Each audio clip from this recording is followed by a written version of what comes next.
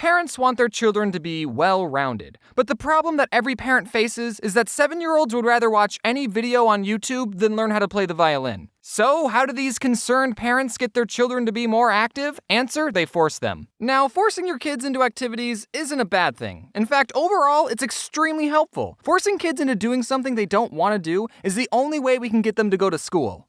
Okay, saying that out loud kinda sounded wrong. Doing extra activities, especially at a young age, not only teaches you important skills, but it also teaches you what your interests are. How are you gonna know if you don't like ballet unless you try it? I've tried it, and now I can say with confidence, ballet is not for me. I'm sure I'm not the only one who's had to deal with parents signing you up for sports, instruments, and more sports. I think when you're really young, you don't realize that you have a choice. Your parents just start taking you to soccer practice every Wednesday, and you think, oh, okay, I guess I'm doing this now. But all the activities I was forced into, while I never got invested in any of them, I'm still glad I did them, you know?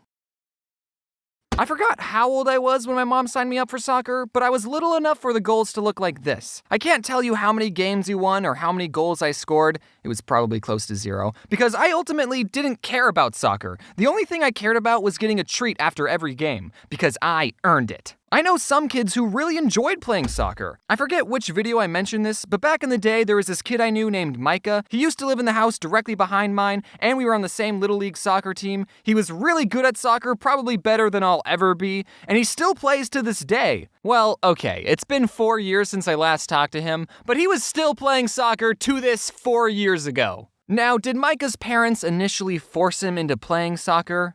Probably, I didn't ask. But if his parents never forced him into it, he would have never known how good he was at the game and how much he enjoyed it. But that's enough about Micah. This is my channel. I don't remember how I stopped playing soccer. I just stopped showing up to the practices one year, and then I never played again. And then my mom put me into Boy Scouts, and that was a lot better because it wasn't competitive and camping is awesome and I made some dumb videos about it.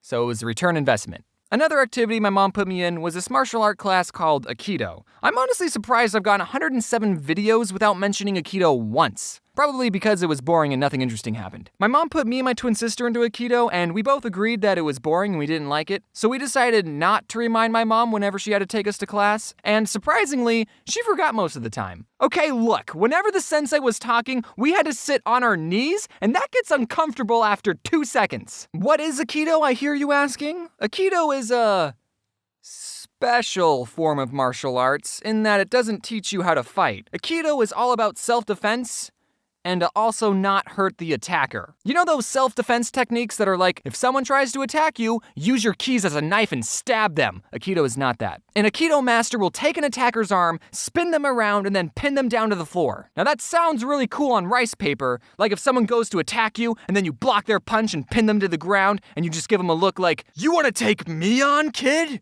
I've already got you pinned down. Now I'm not gonna hurt you because I'm that powerful. But if you ever attempt to attack me or my clan ever again, I will be forced to use 10% of my power and break your spine in half. And I think my mom saw that Aikido was non-violent and taught self-defense, and she thought it was a better activity than learning how to kick someone in the face. But after doing some research on Aikido, I've learned that it's not really, what's the right word? Respected in the martial art community. There's a lot of people saying that the techniques of Aikido don't work against a real attack, and that if someone's really attacking you, you can't reasonably pin them down without hurting them. So it's probably a better idea to just punch back. And some people who are in Aikido think that their style of fighting is more civil and the more eloquent way of fighting, or non-fighting, so there's a tad bit of elitism in the martial art community. Now, surprisingly, I've never been in a real fight, so I can't really comment on what the more effective martial art is. I'm sure different situations call for different responses, but I don't think I'm wrong when I say that Aikido is the vegans of martial arts. After Aikido, the next thing I was forced to learn was an instrument. My parents didn't force me to do this, it was the American education system that did. In 5th and 6th grade, everyone had to take a band class, and we all chose different instruments to play, and I went with the flute. And as soon as I was given the flute, I traded it with Priscilla, who chose percussion, and that's what I did for the next 2 years. Compared to the rest of the instruments, percussion was very easy on my lungs, and it was okay if we were bad at the instrument because we were in the very back. The first set of songs we learned was on this metal xylophone thing, but I think the teacher thought everyone was so bad at that that instrument that the rest of the songs we learned was on this drum. Just one drum, it looked like this. So while everyone else had to learn Face and Every Good Boy Deserves Fudge and whatever these lines connecting the notes mean, we cool kids in the back only had to memorize 3 notes. A hit on the drum, a hit on the side of the drum, and not hitting the drum. Now those are my favorite notes. Drums are so great, nothing beats the drums. Drums are easy. So my parents tried to get me to do extra activities, but I never did more than what I was told to do. But that's okay. You should at least try new things, and if it's not something you enjoy, well, at least you tried. Now, with all the activities I did, I still spent plenty of my free time doing some other things. Okay, I played a lot of Neopets and RuneScape, and as much as I enjoyed these games, I would say overall, they didn't make me a more rounded person. Unless you count what they did to my horrible posture. People will spend their free time doing what they enjoy, and entertainment is designed to be entertaining. And while it's good to take some time doing things you enjoy, just like everything in life, it's all about balance. I think there's a very clear and important difference between a hobby and an addiction. If you enjoy playing video games and binging Netflix in your free time, then do that. Keyword being free time. You still need to set time to sleep, work, and socialize, and take showers. If I can smell that you were just binging a show, then that's gotta change. While I was working on this video, I wondered why it was more acceptable to be good at chess than it was World of Warcraft, because at its core, chess and Warcraft are the same thing. A game. But if you spend all your time playing one of these games and it gets in the way of you being a functional human being, that's when it becomes an addiction. And I would bet you one crisp dollar bill that more people have gotten addicted to Warcraft than chess. And that's why I believe there's a bad stigma with that game. Also, I don't know how WoW works, but I know in chess you need to have at least one friend. If I could go back in time, I would tell my younger self to not play Neopets and RuneScape as much as I did. I would have told me, hey, you should try out other things too, like rollerblading or the flute. Youth is the best time to learn what you love and where your passions lie. You kids have no bills, no expectations, you're not tired all the time, and everyone's telling you to follow your dreams. But not me, I'm 22. My life is practically over. I can't choose any more hobbies.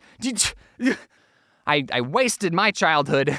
I'm not saying don't play video games or don't watch YouTube. I understand that my main demographic is people who watch YouTube. But like I said before, it's all about the balance. Trademark. So go out there, try new things, join a club, go on a walk, draw something. I'm biased, but make a comic, write a short story, find a recipe online and cook something, or read a book. Take breaks, yes, but never stop learning. And when you're an adult, you can force your children to learn too. Happy 2019, everyone. How are you all doing on your New Year's resolutions? Are you still keeping track of those? Surprisingly, a lot has happened for me in 2019 already, and the really big thing is that I got a new dog. Her name is Floof, and she's the best. Aww. And I hate to break this to anyone who owns a dog, but Floof is actually the best dog in the world, so sorry guys. Oh, also this channel hit 10 million subscribers, which is just an absolutely insane milestone. Thank you all for watching my videos, and it's just wild how many people are out there watching my videos. They're just videos, guys, calm down.